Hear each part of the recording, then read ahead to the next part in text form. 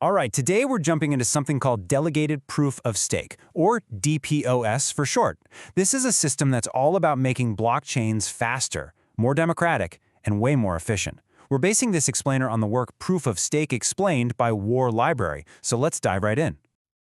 So, to really get why DPoS is a thing, you have to understand the problem it's trying to solve. You see, the first blockchains were, well, they were groundbreaking for sure, but they can also be incredibly slow, and they use up a ton of energy. That's a huge hurdle if you want everyone to actually use them, right? So what's the deal here? I mean, why does it sometimes take forever just to get a single transaction confirmed? And how can these networks possibly use more electricity than some entire countries? Well, it all boils down to one thing: their consensus mechanism. That's just a fancy term for how they all agree on what's real and what's not. And when you put them side by side, the difference is, well, it's just wild. Take something like Bitcoin, which uses proof of work. You're looking at maybe 7 transactions a second. And the energy use? It's huge, because you have all these computers basically in a race to solve a complex math problem. Now, compare that to a DPoS system like Tron. We're talking over 2,000 transactions per second with just a tiny fraction of the energy. That massive gap right there, that's exactly why people started looking for a better way. And that new, better way? Well, that's where Delegated Proof of Stake comes into the picture. It completely flips the script on who gets to approve transactions and keep the network secure. It shifts us away from that competitive free-for-all and into a much more organized, kind of representative system. Okay, so what is DPoS exactly? Well, think of it like this. In this system, the people who own the network's tokens, they don't actually approve the transactions themselves. Instead, they use their tokens like ballots to vote for a small, select group of delegates. And it's those delegates who do all the heavy lifting for everyone else. Honestly, the best way to get your head around this is to think of it as a digital democracy. Proof of work is kind of like a lottery, right? Whoever has the most powerful computer has the best chance of winning the right to add the next block. But DPoS? It's not a lottery. It's an election.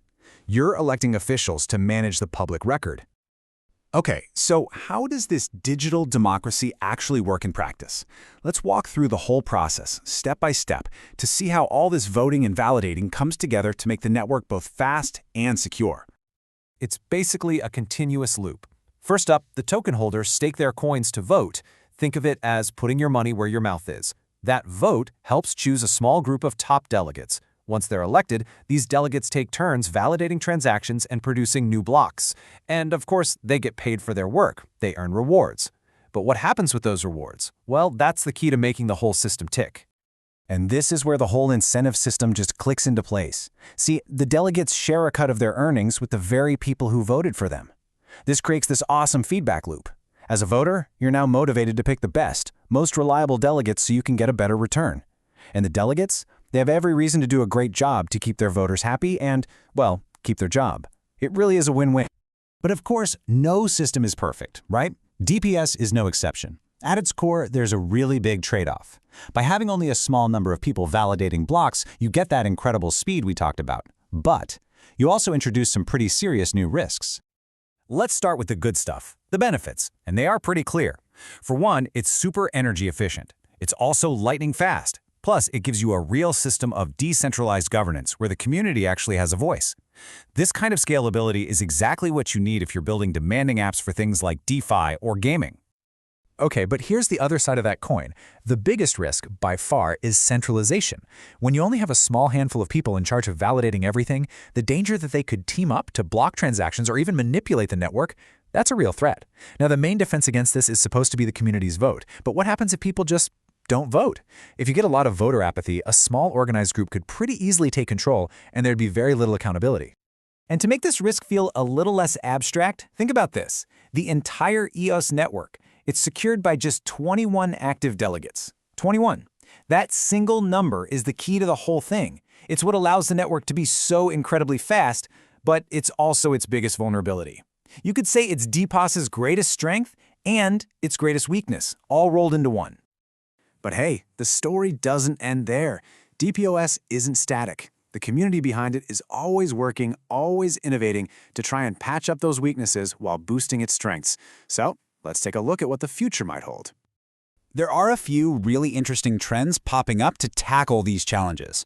To combat that risk of centralization, for example, some networks are bringing in things like delegate rotation. It's a clever way to make sure no one group holds onto power for too long. Another huge one is liquid staking. This is a game changer because it lets token holders vote while still using their assets in other DeFi apps. That lowers the barrier to entry and gets way more people involved in running the network. And all of this innovation is super important because it's making DPoS even better at what it's already great at. You know, that high speed and low cost? It makes it the perfect candidate to power the next wave of big, mainstream blockchain apps. We're talking about things that need thousands of transactions every second, like global payment networks or huge online gaming worlds.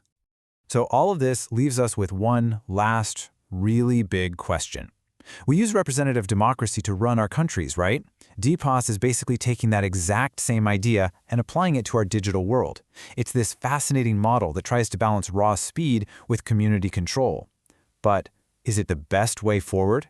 That fundamental debate between maximum speed and absolute decentralization is still one of the biggest conversations in this space, and DPoS is sitting right in the middle of it.